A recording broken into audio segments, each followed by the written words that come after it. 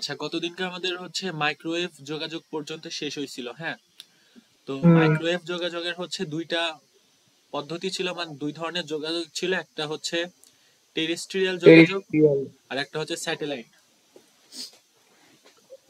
তো এখন হচ্ছে টেরেস্ট্রিয়াল যোগাযোগটার স্যাটেলাইট যোগাযোগের মধ্যে দুইটাই, মানে দুইটাই হচ্ছে সরল, একদম সোজাসুজি বরাবর যোগাযোগ হয়। মাইক্রোওয়েভের ক্ষেত্রে যে আচ্ছা। টাওয়ার গুলো থাকে সেগুলোর মধ্যে কানেকশনটা একদম সোজাসুজি পৌঁছায়।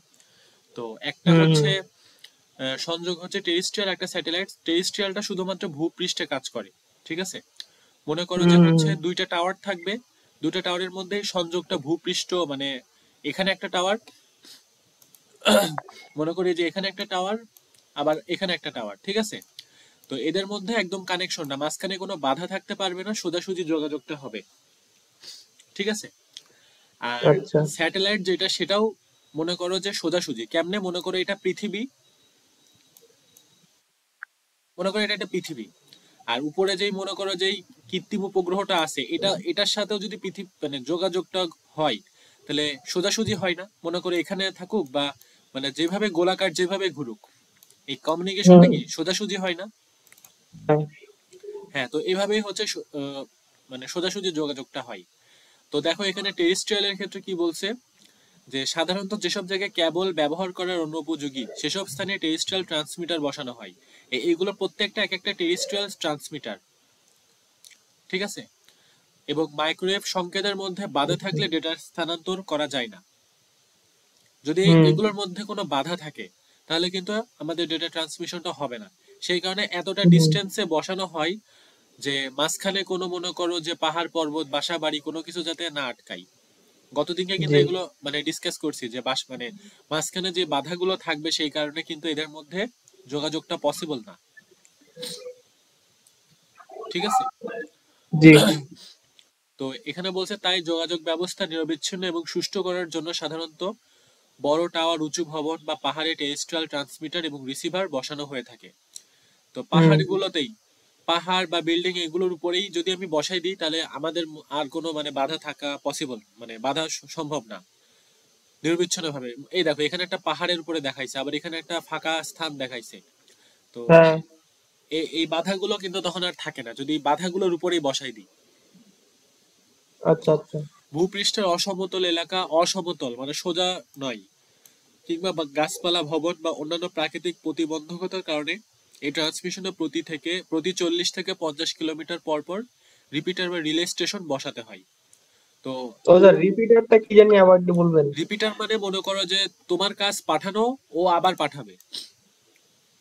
আচ্ছা ঠিক আচ্ছা। আছে, নর্মালি একটা জিনিস চিন্তা করো, মনে করো তো এটা তোমার একটা বাসা। তো তোমার বাসার মানে তুমি তোমার বাসায় ওয়াইফাই পর্যন্ত মনে করো ডেটাটা দিলা, মানে ওয়াইফাইটা হুম। যদি রিপিটার থাকে, ওই ওয়াইফাইটা আবার সেটা পাঠাবে বাইরে। মানে তোমার কাজ কি, তোমার বাসায় যে ইন্টারনেট সংযোগ আছে সে রাউটার পর্যন্ত ডেটাটাকে হুম। নিয়ে যাওয়া। এখন এই রাউটারে আবার হচ্ছে একটা রিপিটার থাকে যেটা বাইরে তোমাকে ডেটাটা ফরওয়ার্ড করবে বা পাঠাবে। তো এখানেও আচ্ছা। রিপিটার থাকে, যে ডেটাটাকে মনে করো তুমি এখানে বসে ফোন চালাচ্ছ, তোমার ডাটাটা হ্যাঁ। এই পর্যন্ত যাবে, এখানে একটা হুম। রিপিটার থাকে, সেটা এখানকার মানে এই নেটওয়ার্কে আবার নিয়ে যাবে। ঠিক আছে, আচ্ছা। আচ্ছা। তো এবার হচ্ছে স্যাটেলাইট। স্যাটেলাইটেও দেখো মানে হচ্ছে সোজাসুজি সংযোগ, যে উপরে স্যাটেলাইট আছে, এখানে gas station, branch office, corporate office সবকিছুর সাথে দেখো সোজাসুজি একটা কানেকশন। হ্যাঁ। তাহলে আমাদের হচ্ছে মাইক্রোওয়েভের ক্ষেত্রে সব কানেকশন কিন্তু সোজাসুজি বরাবর হয়। আচ্ছা। ঠিক আছে, তো হুম। এখানে বলছে মাইক্রোওয়েভ বায়ুমণ্ডলের আয়নোস্ফিয়ার ভেদ করে যেতে আসতে পারে বলে কৃত্রিম উপগ্রহের মাধ্যমে মাইক্রোওয়েভ সিগন্যাল আদান প্রদান শুরু হয়। এটা দেখছিলাম যে আমরা আয়নোস্ফিয়ার মানে? বুঝি নাই, বলো। আয়নোস্ফিয়ার। আয়নোস্ফিয়ার হচ্ছে বায়ুমণ্ডলের একটা স্তর, সব নেটওয়ার্ক হচ্ছে আয়নোস্ফিয়ারকে ভেদ করতে পারে না, কিন্তু আচ্ছা মাইক্রোওয়েভ যে সিগন্যালটা সেটা হচ্ছে বায়ুমণ্ডলের আয়নোস্ফিয়ারকে ভেদ করে যেতে পারে। আচ্ছা। তো এটা ভেদ করতে পারে বলে আমরা কৃত্রিম কৃত্রিম। উপগ্রহের মাধ্যমে এই যোগাযোগটা করতে পারি। আচ্ছা, আচ্ছা এটি স্যাটেলাইট ভূপৃষ্ঠ থেকে 36,000 কিলোমিটার ঊর্ধ্বাংশে স্থাপিত করা হলে সেটি জিও স্টেশনারি হয়। এটা একদম অধ্যায়ের প্রথমেই কিন্তু ছিল, জিও স্টেশনের হ্যাঁ স্যাটেলাইট কি, হ্যাঁ। এটা পড়ছিল না? জি জি। হ্যাঁ, তো এখানে বলছে একটি স্যাটেলাইট যদি ভূপৃষ্ঠ থেকে 36,000 কিলোমিটার উপরে বা ঊর্ধ্বাকাশে হুম স্থাপিত করা হলে সেটি জিওস্টেশনারি হয়। অর্থাৎ পৃথিবীর অক্ষে ঘূর্ণনের সমান গতিতে স্যাটেলাইট পৃথিবীকে পরিভ্রমণ করে। জি। পৃথিবীর অক্ষটা যেই মানে পৃথিবী নিজ অক্ষে যেই গতিতে ঘুরে স্যাটেলাইটটাকে গতিতে ঘুরে। বুঝি নাই বলো। গতিতেই ঘুরে। হ্যাঁ, মানে এই স্যাটেলাইটটা সেই গতিতে ঘুরতে পারে। হুম ফলে পৃথিবীর সাথে প্যারালাল ভাবে চলছে এটা, তো হচ্ছে সোজাসুজি ট্রান্সমিশনটা আসলে পসিবল হয়। আচ্ছা। তো যেহেতু পৃথিবীর সাথে সেম গতিতে ঘুরছে, পৃথিবী থেকে স্যাটেলাইটকে আকাশের নির্দিষ্ট বিন্দুতে স্থির মনে হয়। ঠিক আছে। হ্যাঁ তো চাঁদকে যেরকম আমরা দাঁড়ায় স্থির দেখি, ওই হ্যাঁ। স্যাটেলাইটটাও একই গতিতে ঘুরছে বলে আমরা হচ্ছে সেই স্যাটেলাইটটাকে স্থির অবস্থায় দেখতে পারি। জি। ভূমিতে স্থাপিত ভিস্যাট, ভেরি স্মল অ্যাপারেচার টার্মিনাল, এটাকে নির্দিষ্ট দিকে আকাশমুখী করে স্থাপন করা হয়। তো হচ্ছে মনে করে এটা একটা ভিস্যাট বলতে বোঝাই, মনে করো যে যেটা হচ্ছে ওই নেটওয়ার্কটাকে ক্যাপচার করে, আচ্ছা।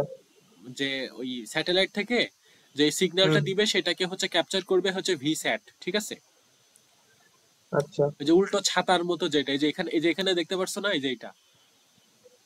হ্যাঁ হ্যাঁ হ্যাঁ। ঠিক আছে, এটাকে আকাশমুখী করে মানে রাখা হয় যাতে এটা স্যাটেলাইট থেকে সিগন্যাল গুলোকে ক্যাপচার করতে পারে।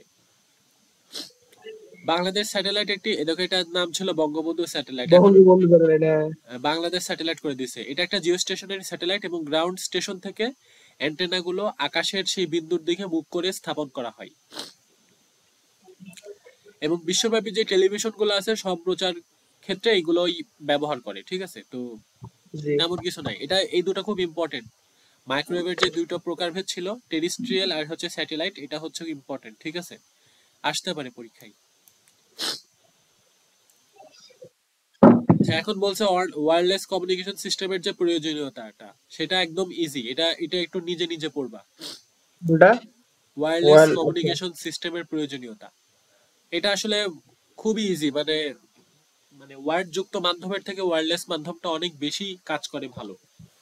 হুম। সব ক্ষেত্রে আমরা এটা ব্যবহার করি, তো এটা একটু রিডিং পড়লে আশা করি বুঝতে পারবা। আচ্ছা।